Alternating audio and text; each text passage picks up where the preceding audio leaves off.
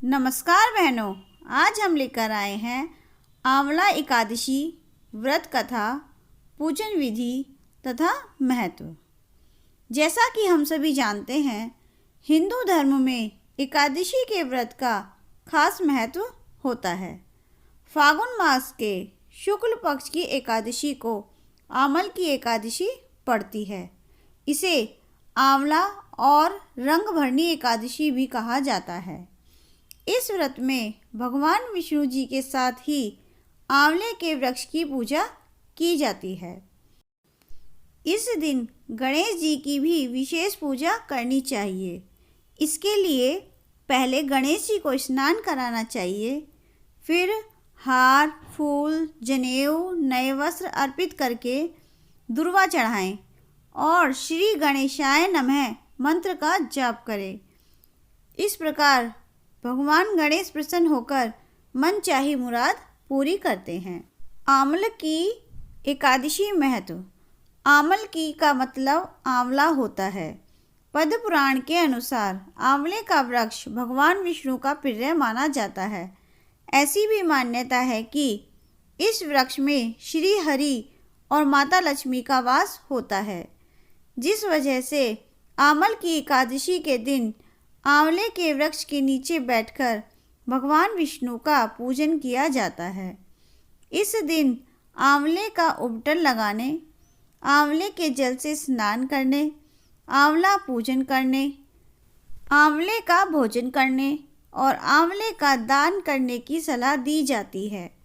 कहा जाता है कि समस्त यज्ञों के बराबर फल देने वाले आंवल की एकादशी का व्रत करने से व्यक्तियों को मोक्ष की प्राप्ति होती है। आंवल की एकादशी व्रत कथा। राजा मानधाता बोले कि हे वशिष्ठ जी, यदि आप मुझ पर कृपा करें तो किसी ऐसे व्रत की कथा कहिए जिससे मेरा कल्याण हो। महर्षि वशिष्ठ बोले कि हे राजन, सब व्रतों से उत्तम और अंत में मोक्ष देने वाले आंवल की एकादशी के व्रत का मैं वर्णन करता हूँ। यह एकादशी फागुन माह के शुक्ल पक्ष में होती है। इस व्रत के करने से समस्त पाप नष्ट हो जाते हैं। इस व्रत का फल 1000 गोदान के फल के बराबर होता है। अब मैं आपसे एक पौराणिक कथा कहता हूँ, आप ध्यानपूर्वक सुनिए। एक वेदिस नाम का नगर था, जिसमें ब्राह्मण, क्षत्रिय, वैश्य और शूद्र चारों वर्ण आनंद सहित रहते थे। उस नगर में सदैव वेद ध्वनि गूंजा करती थी तथा पापी, दुराचारी तथा नास्तिक उस नगर में कोई नहीं था। उस नगर में चैत्ररथ नाम का चंद्रवंशी राजा राज्य करता था। वह अत्यंत विद्वान तथा धर्मी था। उस नगर में कोई भी व्यक्ति दरिद्र व कंजूस नहीं था। सभी नगरवासी विष्णु भक्त थे और आबाल वृद्ध स्त्री पुरुष एकादशी का व्रत किया करते थे। एक समय फागुन मास के शुक्ल पक्ष की आंवल की एकादशी आई। उस दिन राजा, प्रजा तथा बाल वृद्ध सबने हर्षपूर्वक व्रत किया। राजा अपनी प्रजा के साथ मंदिर में जाकर पूर्ण कुंभ स्थापित करके धूप, दीप, नैवेद्य, पंचरत्न आदि से आंवले का पूजन करने लगे और इस प्रकार स्तुति करने लगे। हे धात्री, तुम ब्रह्मा स्वरूप हो, तुम ब्रह्मा जी द्वारा उत्पन्न हुए हो और समस्त पापों का नाश करने वाले हो। तुमको नमस्कार है। अब तुम मेरा अर्घ्य स्वीकार करो। तुम श्री रामचंद्र जी द्वारा सम्मानित हो। मैं आपकी प्रार्थना करता हूँ, अतः आप मेरे समस्त पापों का नाश करो। उस मंदिर में सबने रात्रि को जागरण किया। रात के समय वहाँ एक बहेलिया आया जो अत्यंत पापी और दुराचारी था। वह अपने कुटुंब का पालन जीव हत्या करके किया करता था। भूख और प्यास से अत्यंत व्याकुल वह बहेलिया इस जागरण को देखने के लिए मंदिर के एक कोने में बैठ गया और विष्णु भगवान तथा एकादशी महात्म्य की कथा सुनने लगा। इस प्रकार अन्य मनुष्यों की भांति उसने भी सारी रात जागकर बिता दी। प्रातःकाल होते ही सब लोग अपने घर चले गए तो बहेलिया भी अपने घर चला गया। घर जाकर उसने भोजन किया। कुछ समय बीतने के पश्चात उस बहेलिये की मृत्यु हो गई। मगर उस आमल की एकादशी के व्रत तथा जागरण से उसने राजा विदुरथ के घर जन्म लिया और उसका नाम वसुरथ रखा गया। युवा होने पर वह चतुरंगिनी सेना के साथ तथा धन धान्य से युक्त होकर 10,000 ग्रामों का पालन करने लगा। वह तेज में सूर्य के समान, कांति में चंद्रमा के समान, वीरता में भगवान विष्णु के समान और क्षमा में पृथ्वी के समान था। वह अत्यंत धार्मिक, सत्यवादी, कर्मवीर और विष्णु भक्त था। वह प्रजा का समान भाव से पालन करता था।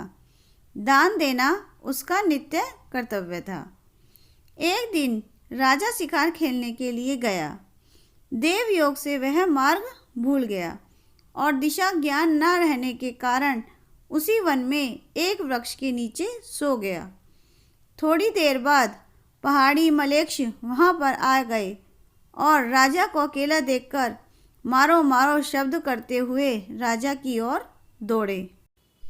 मलेच्छ कहने लगे कि इस दुष्ट राजा ने हमारे माता पिता, पुत्र, पौत्र आदि अनेक संबंधियों को मारा है तथा देश से निकाल दिया है, अतः इसको अवश्य मारना चाहिए।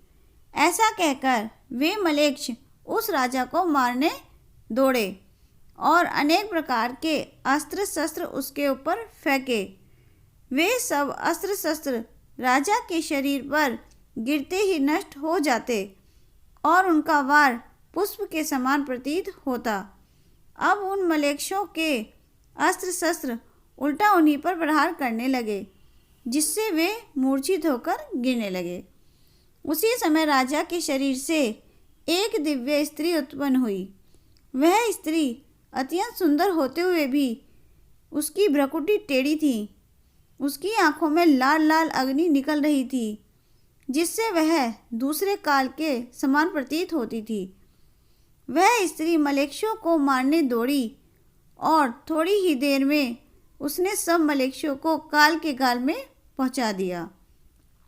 जब राजा सोकर उठा तो उसने मलेच्छों को मरा हुआ देखकर कहा कि इन शत्रुओं को किसने मारा है? इस वन में मेरा कौन हितैषी रहता है? वह ऐसा विचार कर ही रहा था कि आकाशवाणी हुई, हे राजा, इस संसार में विष्णु भगवान के अतिरिक्त कौन तेरी सहायता कर सकता है? इस आकाशवाणी को सुनकर राजा अपने राज्य में आ गया और सुखपूर्वक राज्य करने लगा। महर्षि वशिष्ठ बोले कि हे राजन, यह आमल की एकादशी के व्रत का प्रभाव था। जो मनुष्य इस आमल की एकादशी का व्रत करते हैं वे प्रत्येक कार्य में सफल होते हैं और अंत में विष्णु लोक को जाते हैं। बोलो विष्णु भगवान की जय। आमल की एकादशी की दूसरी कथा। किसी समय में चित्रसेन नामक राजा राज्य करता था। उसके राज्य में सभी लोग एकादशी का व्रत करते थे। राजा की आमल की एकादशी में गहन श्रद्धा थी। एक दिन राजा शिकार करते हुए जंगल से बहुत दूर निकल गए। उन्हें राक्षसों ने घेर लिया। राजा घबराहट में मूर्छित हो गए। राक्षसों ने उन पर हमला किया, पर वे जिस भी अस्त्र से राजा को मारना चाहते वह फूल में बदल जाता। फिर अचानक राजा के शरीर से एक दिव्य शक्ति प्रकट हुई और सभी राक्षसों को मारकर अदृश्य हो गई। जब राजा की चेतना लौटी तो उन्होंने देखा कि सभी राक्षस मरे पड़े हैं। राजा को आश्चर्य हुआ कि इन्हें किसने मारा। तभी आकाशवाणी हुई, हे राजन, यह सब राक्षस तुम्हारे आमल की एकादशी का व्रत करने के प्रभाव से मारे गए हैं। तुम्हारी देह से उत्पन्न आमल की एकादशी की वैष्णवी शक्ति ने इनका संहार किया है। इन्हें मारकर वह पुनः तुम्हारे शरीर में प्रवेश कर गई। यह सुनकर राजा की खुशी का ठिकाना न रहा। उन्होंने लौटकर राज्य में सबको एकादशी व्रत की महिमा बताई। बोलो विष्णु भगवान की जय।